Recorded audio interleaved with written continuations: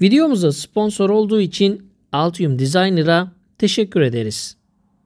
Herkese merhaba. Bu videoda sizlerle birlikte bir FM verici modülünü inceleyeceğiz ve bunu gerçekten bir FM vericiye nasıl çevirebilirsiniz?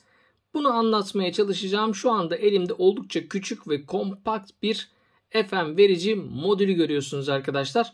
Modülümüz gördüğünüz gibi küçük, oldukça küçük ebatlara sahip.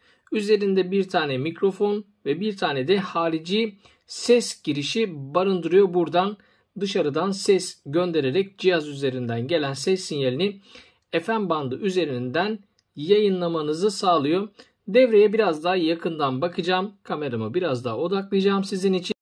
Devre üzerinde neredeyse hiçbir şey yok arkadaşlar. 2 tane burada mikroçipimiz var. Yine bir tane kristalimiz var. Bir kristalde diğer tarafta var arkadaşlar. Burada gözüküyor.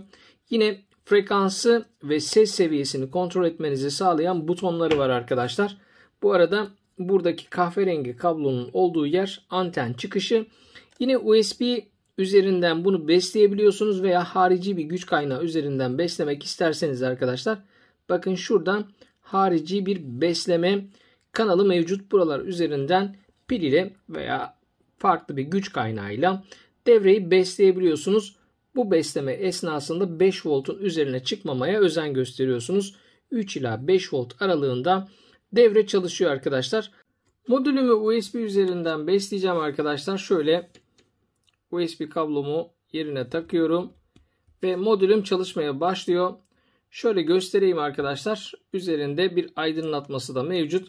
Buradan frekansımızı değiştiriyoruz. Bakın buradan ise devre üzerindeki mikrofonu açıp kapayabiliyorsunuz. Yani buradan mikrofonu ister devreye alıyorsunuz, isterseniz çıkarıyorsunuz ve mikrofon hassasiyetinde ve ses seviyesinde yine 11 kademeli olarak devre üzerinden buradan kumanda edebiliyoruz. Birçoğunuzun aklında bu modülü kullanarak bir FM verici yapmak ya da daha uzak menzillere ses sinyalinizi ya da müzik sinyalinizi göndermek gibi bir fikir oluştuğunu biliyorum arkadaşlar. Ancak bu modülün mevcut şekliyle 10 mW civarında olduğunu öncelikle belirteyim. Yani bu şekliyle sizin bu vericiyle sinyal gönderebileceğiniz mesafe en fazla 3-4 metre kadar. Hatta masanın üzerinde bile test edeceğiz. Radyomuza yeterince sinyal gönderemediğini göreceksiniz. Özellikle küçük bir anten koydum. Şimdi öncelikle devremizi bu şekilde test edelim. Ardından ise bununla uzun mesafelere nasıl yayın yapabilirsiniz bunu göstereceğim. Radyomu bu şekilde kullanacağım arkadaşlar. Öncelikle radyomu açıyorum. Ve radyo üzerinden frekansı bulmam gerekiyor. Şu an frekansımızı 100 MHz'e getirelim. Boş bir frekans ayarlayacağım. Şu an çalışmaya başladı. Bakın.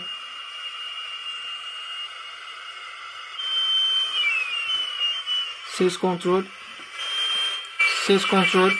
Ses deneme. Ses kontrol. Bu mesafeden dahi çok böyle kaliteli bir şekilde iletim yapamıyor. Bakın radyo tam olarak susmadı arkadaşlar. Hala hışlıyor. Şöyle mikrofonu kapatayım daha iyi anlayacaksınız. Bakın radyonun üzerindeki yeşil ışığın yanmadığını, tam olarak sinyalin iletilemediğini görebilirsiniz. Bunun nedeni arkadaşlar, bir anteni bilerek kısa bıraktım. Hani sinyal seviyesini görün diye. İkincisi ise bunun gücünün çok düşük olması. 10 mW civarında. Bu arada bunun daha iyi anlaşılabilmesi için radyonun antenini açmadım arkadaşlar.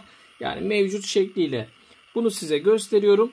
Bu şekilde yaklaşık 5-6 metrelik mesafelerde sinyal gönderebilirsiniz. Ancak daha uzun menzillere, daha uzun mesafelere sinyal göndermek istediğinizde bu defa bu devreye bir ek yapmanız gerekiyor. Altium Designer, mühendislerin ve kullanıcıların elektronik tasarım sürecinin her yönüyle zahmetsizce bağlantı kurmalarını sağlar. Sezgisel ve kolay bir şekilde PCB tasarımlar oluşturun. Sizi her açıdan birbirine bağlayan güçlü arayüz. Elektronik tasarım sürecini hızlandırın ve kolaylaştırın. Açıklamalar kısmında bulunan linki kullanarak Altium Designer yazılımının ücretsiz versiyonunu bilgisayarınıza indirip kurarak denemeye hemen başlayabilirsiniz. Arkadaşlar bu işlem için şöyle 1 wattlık bir RF kuvvetlendirici hazırladım. Görüyorsunuz bunun çıkış gücü yaklaşık olarak 1 watt civarında bir çıkış veriyor ve çıkıştaki RF sinyalini görebilmeniz için buraya da 12 voltluk bir lamba bağladım. Buradan yaklaşık 10 miliwattlık sinyali girdiğinizde buradan ise yaklaşık olarak 1 wattlık bir çıkış alıyorsunuz. Bu devrenin yapımını özellikle Mayıs ayında sizlerle paylaşmış olacağım. Yani bu devreye ait devre şeması, Gerber dosyasını ve diğer detaylarını tamamen sizlerle paylaşmış olacağım. Devremiz bu şekilde, şöyle gösteriyorum. Yara SMD olarak yaptım çünkü transistörlerimiz SMD'yi bu şekilde oluşturduk. Şimdi devreyle bunları birbirine bağlayalım ve güç vererek testimize geçelim. Şu an RF kuvvetlendiricinin eksi kutbunu, bakın buradaki eksi kutbumuzu vericimizin eksisine bağladık ki buradan sinyal düzgün bir şekilde kuvvetlendiricimize, yani RF ön yükselticimize aktarılsın arkadaşlar. Bakın çıkışta 12 voltluk minik bir lambam var.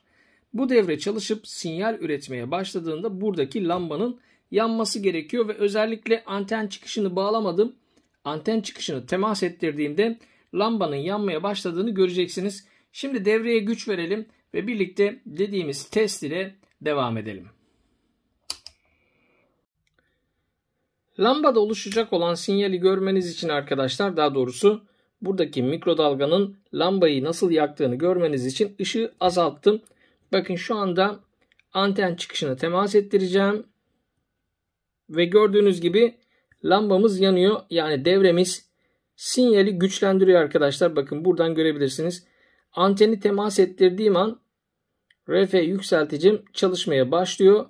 Elinizde eğer bunu test edecek ölçü aletiniz yoksa böyle küçük ampullerle test edebilirsiniz. Basitçe bir test yöntemidir arkadaşlar.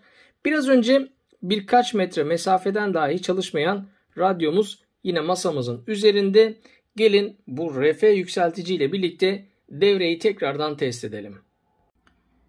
Gördüğünüz özellikle PLL devreleri için kullanabileceğiniz harika bir ön yükselteç devresi. Devreye ait bütün detayları daha sonra sizlerle paylaşacağım. Öncelikle radyomu çalıştırıyorum. Bakın arkadaşlar, şu anda bu mesafeden dahi radyom tıslıyor, çalışmıyor. Bakın şimdi anten kablosunu temas ettirdiğim anda anında bakın yeşil ışık yanmaya ve şu an mikrofon açık olduğu için modülasyona girmeye başladı. Şuradan mikrofonu kapatayım. Bakın tekrar çalıştıracağım. Radyonun yeşil ışığına dikkat etmenizi istiyorum. Aynı anda buradaki lambayı da görebilirsiniz. Bakın gördüğünüz gibi sinyalimiz hemen karşı tarafa aktarıldı. Bakın tekrar. Düzgün temas ettiremediğim için gidiyor arada. Gördüğünüz gibi karşı tarafa sinyalimizi gönderiyoruz arkadaşlar. Şimdi bunu yerine bağlayalım ve birlikte küçük bir test daha yapalım. Anten kablosunu olması gereken yere lehimledim arkadaşlar. Şimdi bakın güç vereceğim. Ön yükselteç devreme. Gördüğünüz gibi devrem çalışmaya başladığında çıkıştaki lambam yanıyor ve oldukça yüksek bir şekilde, şöyle mikrofonumuzu kapatalım, net bir şekilde karşı tarafa sinyalimizi iletiyoruz. Şimdi çıkışa bir tane ses kaynağı bağlayacağım ve buradan sinyalimizi, sesimizi radyomuza iletmiş olacağız. Sırada MP3 çalarım var arkadaşlar. MP3 çalarımı verici modülüme bağlayacağım. Bakın yaklaşık 1 wattlık bir FM vericiye dönüşecek. Şimdi sesimizi aktif edelim. Şu an radyomuzdan sinyalimizi alıyoruz. Bakın burada RF kuvvetlendiricinin etkisini görebilirsiniz. Enerjiyi kestiğimde bakın hatta aynı frekansta başka bir radyo var. Anında diğer radyo devreye giriyor. Özellikle bu frekansı aldım arkadaşlar. Bunu görmeniz için. Bakın Şu anda benim sinyalim daha güçlü olduğu için diğer frekansı bastırıyor. Bu şekilde anlatabilirim. Boş bir frekans alalım. Biraz daha frekansı yükselteceğim arkadaşlar.